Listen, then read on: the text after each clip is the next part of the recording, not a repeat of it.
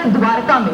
जी हाँ, ये वही द्वारका है जिसे बड़ी उम्मीदों से बनाया गया। ऊंची ऊंची इमारतें बनाई गई, चौड़ी चौड़ी सड़कें बनाई गई, लेकिन इस सब सिटी द्वारका की हकीकत क्या है ये जानेंगे आज। खास मेहमानों का एक पैनल हमारे साथ मौजूद है। कांग्रेस से विजय लोचक जी हमारे साथ मौजूद है, बीजेपी के नेता राजेश गहलोत इस वक्त हमारे साथ मौजूद है, निर्दलीय उम्मीदवार प्रदीप कुमार बंसल हमारे साथ मौजूद है, और साथ ही हमारे साथ एमसीडी चुनाव में किस्मत आजमा रहे कुछ निर्दलीय उम्मीदवार हैं। प्रवीण राणा है जो कांग्रेस पार्टी से अपनी किस्मत आजमा रहे हैं, और हमारे साथ यहाँ पर जनता भी मौजूद है। बहुत बहुत स्वागत है आप सभी का।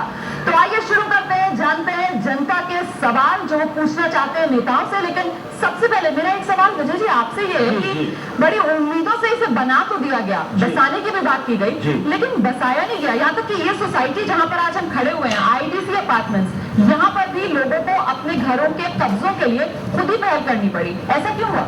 देखिए, ड्रॉ इसलिए करना पड़ा, आप जानते हैं 96 सोसाइटी सीबीआई के केस के अंदर आई, उसमें कितने सस्ते, मैं आम जनता को दोष नहीं दे रहा, जिसने सदस्य बना उसको जानकारी नहीं थी, जो अपना लोन लेकर, लेकिन कुछ बिल्डर्स ने, भूमाफिया ने इन सोसाइटियों पर कब्जा कर लिया था। और मैं सोचता हूं कि आज उसमें से 98% का समाधान हो गया है। ये बात ठीक है, लेकिन ये मैटर कोर्ट तक गया है और उसका समाधान अब हो गया है। राजेश जी, लेकिन आप लोगों ने भी जनता के दर्द को नहीं समझा, आप लोगों ने भी कोई पहल नहीं की।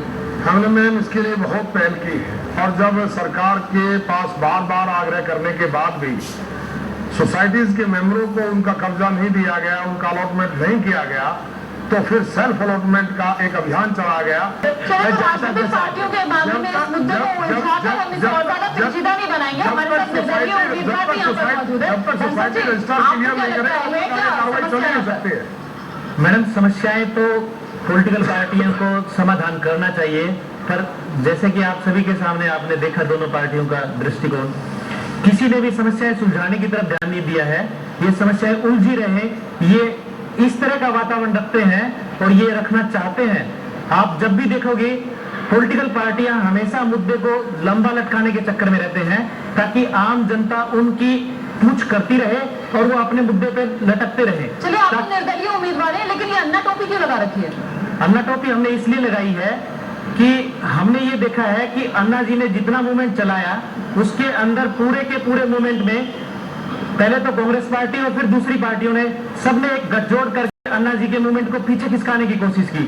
हम ये इंडिपेंडेंट आज इसलिए खड़े हैं कि हम अन्ना के मजबूत हाथ बन सके और हम अंदर किसी तरह जाएं। चलिए, तो अन्ना खुद राजनीति नहीं करना चाहते हैं, लेकिन ये राजनीति करके अन्ना के हाथों को मजबूती देना चाहते हैं। लेकिन अब मेरा सवाल आपसे है यहाँ पर गहलोत साहब कि बस तो गई, चलिए किसी भी तरीके से मुश्किलों से लोगों ने अपने आप ही अपने कब्जे ले लिए। चलिए, बंसल जी भी हमारे साथ मौजूद है। बंसल जी, ये बताइए कि जनता आप पर भरोसा क्यों जताए, आप किन वादों के साथ जनता के बीच जा रहे हैं?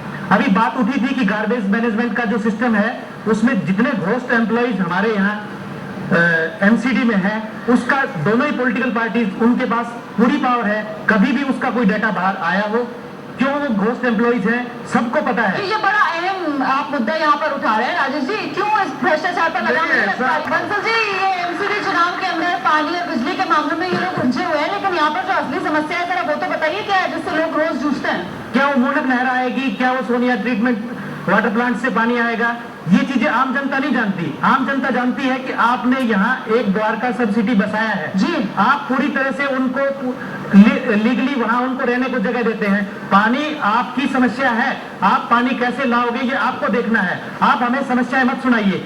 हम ये सिस्टम में इसलिए यहाँ इलेक्शन में खड़े हुए हैं कि हम ये देखना चाहते हैं कि इतने साल तक दोनों पार्टियां अंदर थी, ये कर क्या रही है।